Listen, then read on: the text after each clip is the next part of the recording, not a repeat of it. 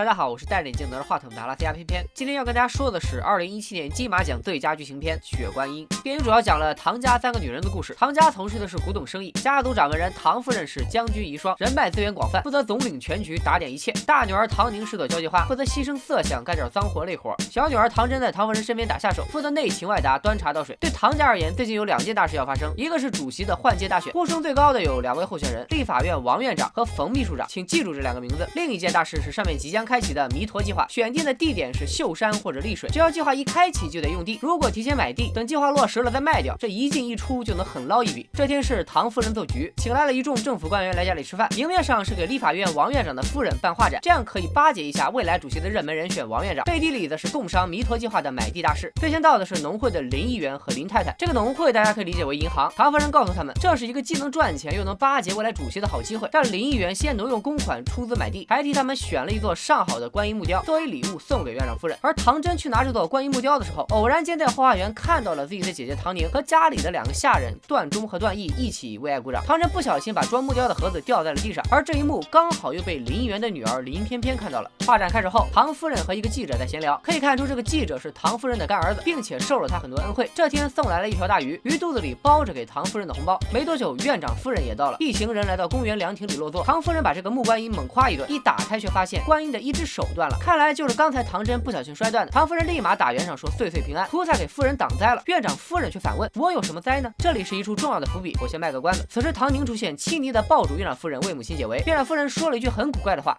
你们这一家3代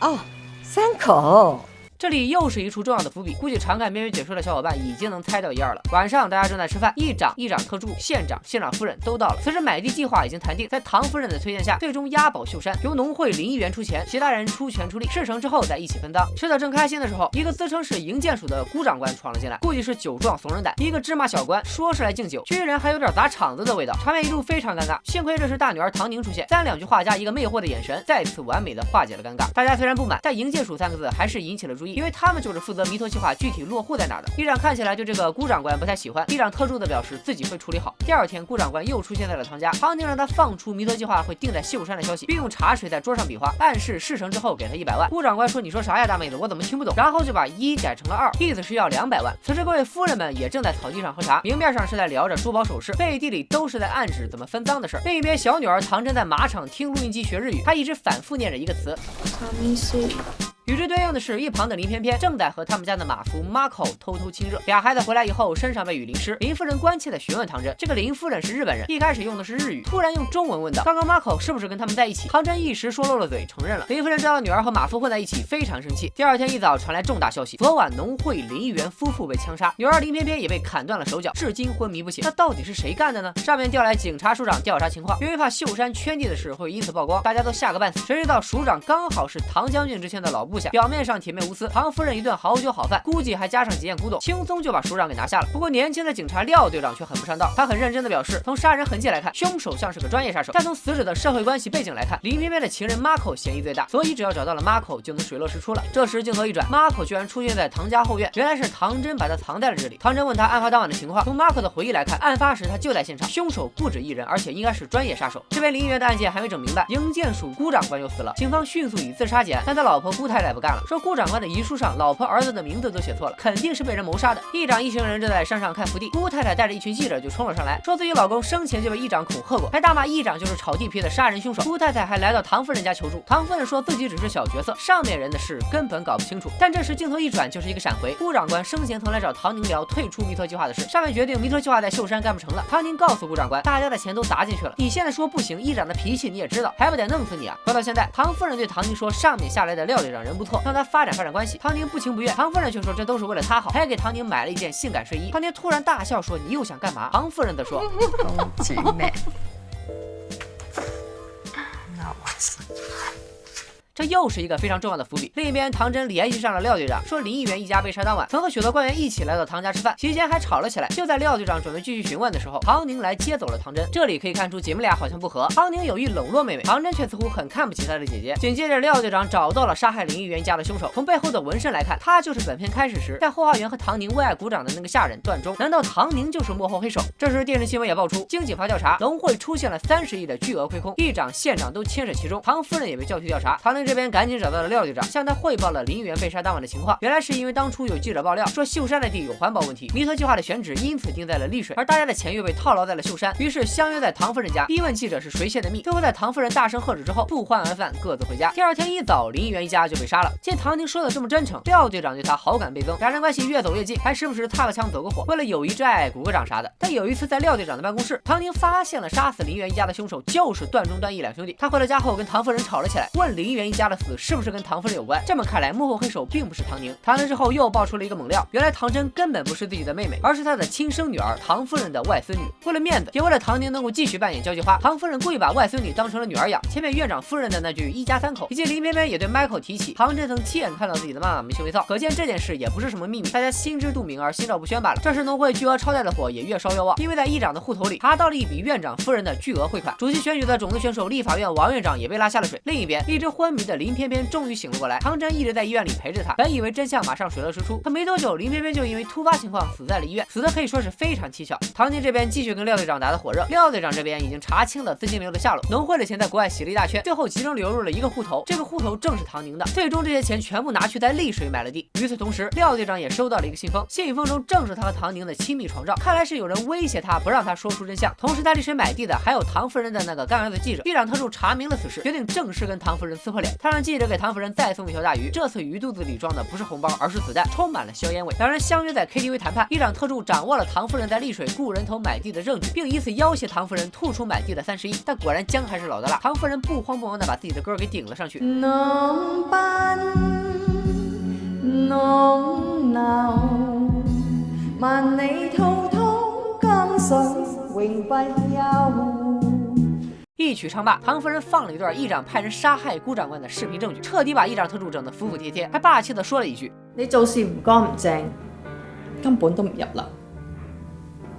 揾個舊班嘅再同我傾啊！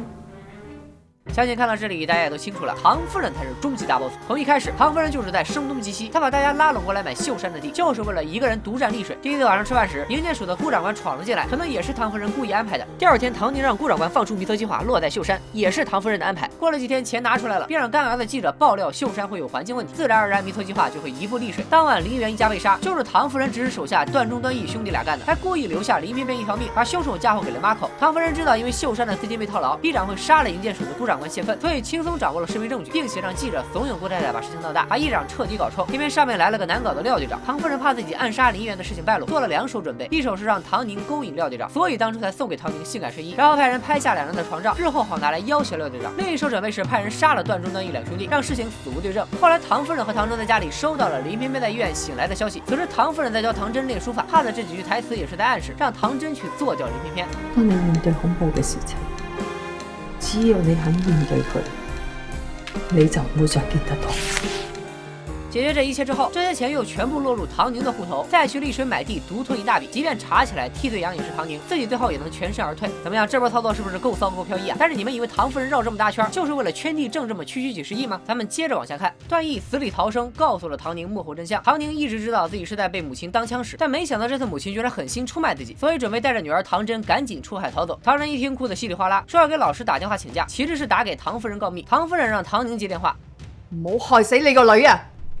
唐真最後沒有上船，而唐寧和段義上船出海沒多遠，隨着一聲巨響，船在海面上爆炸。現在唐寧已經死了，案子死無對證，唐夫人和一眾官員又恢復了往日的平靜。議長和唐夫人都掌握着對方的證據，但沒有互相告發，所以都相安無事。為了表示自己重情重義，官員們為洗清嫌疑的 Marco 和已經去世的林偏偏舉行了冥婚。議長特助和縣長夫人在婚禮上表現得痛哭流涕。而另一邊，電視新聞說，之前競選主席呼聲最高的王院長，因為彌陀計劃圈地案中箭落馬，而他的競爭對手馮秘書長成了唯一人選。而這個我讓大家記住名字從未露面的冯秘书长就是唐夫人背后的情夫。现在我们才知道，唐夫人做的这一切根本不是为了一个区区的弥陀计划，甚至也不是为了冯秘书长，他谋求的是绝对权力。电影中有一个细节，事成之后，冯秘书长把手放在了唐夫人的手背上，但唐夫人马上把手抽了出来，又搭在了冯的手上面。这个意思很明显，唐夫人并不甘于做政客背后的女人，她才是至高无上、掌控一切的权力巅峰。不管是亲女儿还是这些政客，都是自己的棋子。唐夫人已经够狠了，但这还不是电影的结尾，因为电影中还有一个更狠的角色——唐真。镜头一转，唐真正在火车站送马口回家。等马口上车后，唐真也跟了上去，因为唐真一直喜欢着马口。当初在马场，唐真告诉林太太林翩翩和马口偷情的时候，除了是说漏嘴，其实也应该有报复和嫉妒的成分。而后面在医院害死林翩翩，除了是受唐夫人指使外，也是自己想杀死情敌。刚才说过，在马场的时候，林翩翩向马口一起取笑唐真，说他看自己的妈妈没羞没臊。这句话一直像梦魇一样刺痛着唐真。或许是经过耳濡目染，唐真已经不相信任何感情，只有他对马口的爱是他唯一信任的东西。但是当唐真在火车上向马口表明心意之后，却遭到了对方的暴行。马口还说自己跟林翩翩根本就没有爱情，一直都是林翩翩扣住东西不让他走，并且每一任老板娘私下都会找他为爱鼓掌。这句话打破了唐真最后一丝幻想，唐真的心灵彻底扭曲，他从火车上跳了下去，摔断了一条腿。多年后，一个戴着假肢的女强人走了出来，唐真已经是盛唐集团的董事长，而如今80多岁的唐夫人已经躺在床上奄奄一息，正靠着插管艰难地维持着生命。唐真撕掉了唐夫人想要安乐死的请求，让医生尽力救治。当然，这不是为了爱，而是为了延续唐夫人的痛苦。唐真在床边祝唐夫人长命百岁，万年富贵，也成了一句最恶毒的诅咒。在病床边，唐真想起了当年故意害死林翩翩的一幕。当年站在门口看着他的是唐夫人，也正是因为唐夫人看到了这一幕，才让他放心把家族事业交给了唐真。而现在这一幕再次重演，只是躺在病床的成了唐夫人自己。除了唐夫人和唐真，还有个人值得重点说一下，就是唐宁。他看起来私生活放荡，八面玲珑，相比于唐真，他更像是唐夫人最大的帮凶。但到了后半段才会发现，他也是一个十足的受害者。唐宁是有觉醒意识的，他对唐夫人的感情很复杂，恨自己的女儿被夺走，恨唐夫人拿他当棋子，但同时他也有躺在唐夫人腿上撒娇的时候，他的内心也渴望得到关爱。所以每次对唐夫人的要求虽然反感，但是从不拒绝，他只是用一些过激的行为来表现自己的反抗，比如吃安眠药、酗酒、自残，而且他还喜欢画画。从他的画风就能看出他忧郁的内心。从城府上来讲，他完全不如他的女儿唐真，所以这也注定了他是一颗可以弃掉的棋子。唐夫人拿他做人头时，就已经决定了他永远成不了唐家的继承人，所以唐夫人才会提前在船上装炸弹。只要唐宁选择了那条路，那就只有含泪惋惜了。就算你真系出到海，你可以想我咩？还有一句台词，三位女主都说过，让边边印象非常深刻。影片前半段把唐宁塑造成一个叛逆的女儿，而唐夫人则是慈母形象。唐夫人让唐宁和廖队长好好相处，并且说道：“都系为你好啫嘛。”然而到后来，我们知道这一切都是唐夫人的阴谋，亲生女儿唐宁只不过是她的棋子。这一句"我是为你好"是多么的讽刺。唐宁在唐真离开时，这句台词再度出现："你要相信我，我是为你好，我是为你好，我係為你好。你們兩個不都是一樣？"